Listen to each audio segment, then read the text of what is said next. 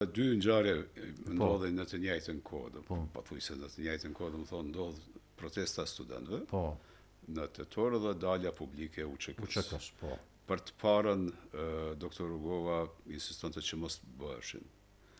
Dhe ekzistonte një frikë e madhe, Kosova kishte kaplu frikën dhe kjo proteste theu frikën faktikisht. Objektivisht. Ishte kauza shumë e drejtë, nuk ishte kauzë për statusin e Kosovës apo për negociata, ishte për hapjen e godinave të universitetit, domethënë nuk ishte po supozoj njeri në botë i cili do të thoshte pse po demonstroni. Domethënë ishte me të vërtetë kauza e drejtë, nuk ishte pretendime të mëdha politike, po ishte si shi edhe prej ambasadës amerikane dhe për faktorët ndërkombëtar si një rrugë ndërmjeme, rrugë e tretë mendonin. Rruga e parë ishte LDK dhe me këtë aktivitetin politik, rruga e dytë ishte UÇK që tash të filloj të shfaqej gjithnjë më shpesh. Rruga e tretë supozoj që do të ishin protestat e reja paqësore që do të mund të sillnin një lëvizje të evolutive të problemit Kosovës në drejtim të zgjidhjes së tij. Edhe në të njëjtën kohë del koha ditore e cila nuk gjendet në monopol të LDK-s dhe shndrohet në izolancë të një realitetit të ri. Objektivisht edhe pse edhe javoret zëri dhe koha e kanë kryer një punë, po ndryshe është javorja, normalisht ndryshe është ditorja. Dhe fillon një realitet i ri në Kosovë, shihet që nuk mund të vazhdohet siç ka qenë deri sot, deri në mendin tetor të vitit 97, duhet të bëhet diçka më shumë. Normalisht protestat u thyen me dhunë, po edhe ajo dhunë pati efekt, sepse edhe njëherë dëshmoi që çështja e Kosovës është çështje pa zgjidhur. Do thotë, nuk pat viktima për fat, po megjithatë u pa qartë që diçka duhet të ndodhë. Mua më kujtohet, besoj edhe ty gjithsesi, që Kallbirët erdhi si përfaqësues i lartë në Bosnjë dhe Hercegovinë, përfaqësues i parë i lartë, edhe ishte ndër shumë trallët evropian, i cili fliste me këmbgulje që duhet të adresohet çështja e Kosovës. Dhe ai pa dalë me një propozim shumë konkret, pa thënë minimumi që duhet të merr Kosova është status i republikës në kuadër një federate të re, sa do të përbëjë për Serbisë mali zgjidhje e Kosovës. Që për atë kohë ishte një avancim i madh për një evropiani, do të them, se smireshin askush smire me ne në Evropë, do të thotë tek këtu dikush fliste diçka, mashin konferencat paqësore, Aspeni pa të bënë një raport shkëlqyeshëm, instituti Aspen unfinished war, ku faktikisht edhe çështja e Kosovës mirë si një çështje prioritare, do të thotë akoma funksionojnë think tankat edhe paralajmërojnë që mund të ketë thyrje të madhe në Kosovë, por pos Shteteve të Bashkuara të Amerikës, shtete të tjera llogaritin që kjo do të zgjidhet disi, edhe na vjen Miloševiqi. Po thyra me Miloševiqin ndodhen më herët se me Kosovën, e dim së bashku, ndodhen me protestat paqësore në Beograd 96-97, kur Miloševiqi humbi zgjedhjet në shumë vende të Serbisë. Zgjedhjet vendore ishin. Po, zgjedhjen vendore, sa ti vodhi Miloševiqi dhe tradicionalisht ai zakonisht ka fituar, po s'ka fituar çast shumë. Kësaj radhe humbi keq. Dhe zakonisht kishte shumë vota prej Unikut, prej Kaçanikut, po e di që në një moment si anekdot që e di që ta kam treguar ti, po për shikues e di që Dačići në një prej pauzave të bisedave të Brukselit na pa thënë kam pas shumë votues në Unik. Kursja u haroi atë merë, domethënë. Ai tallai vetëm me veten normalisht. Kështu që u pa prej vjeshtës 96-s, vetëm një vit pas Daytonit, që ky politikan Miloševiqi nuk është njeri me të cilin ti mund të bësh marrëveshje. Ai filloi të rrah, të njek liderët e opozitës, edhe mbi gjitha nuk e njoh rezultatin e zgjedhjeve.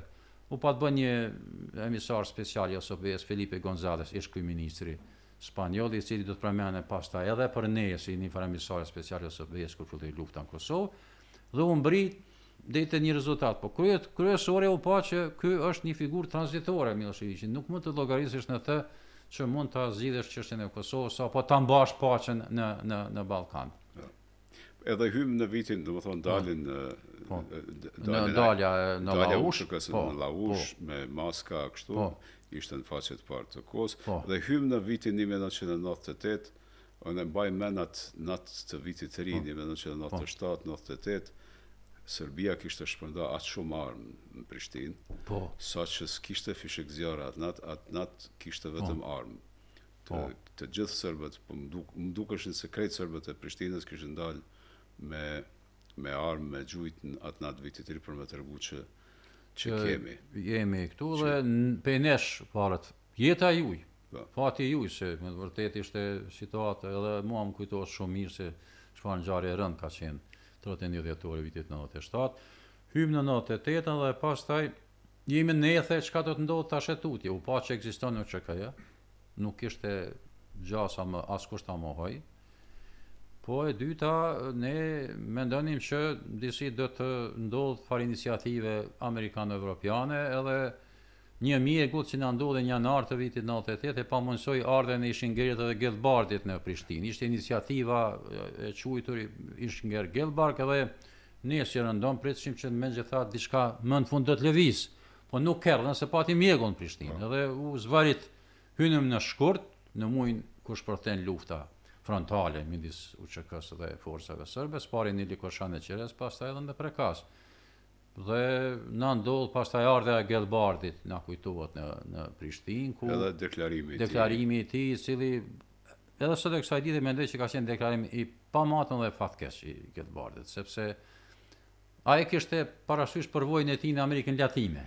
Pa ta bisedu në vetë, se ai ka qenë ambasador në Bolivi. Bolivi, qashtu. Edhe me qenë se unë kam qenë si fëmijë atje, edhe e fillum këtë bisedë edhe më tha, unë kurrë do të harroj, tha, kur na ka shpërthy bomba atje në dikun afër ambasadës a rezidencës, nuk e mbaj mend saktësisht, dhe xhamat e dritarëve i kanë ra vajzës time. Edhe kjo ishte përshtypja e tij. Thash, po çka ka lidhje kjo tash me... Cila është referenca me këtë? Tha, unë e di unë kur kërcet e di prej nga vjen. Thash, po këta s'kan lidhje hiç me çka po thuti.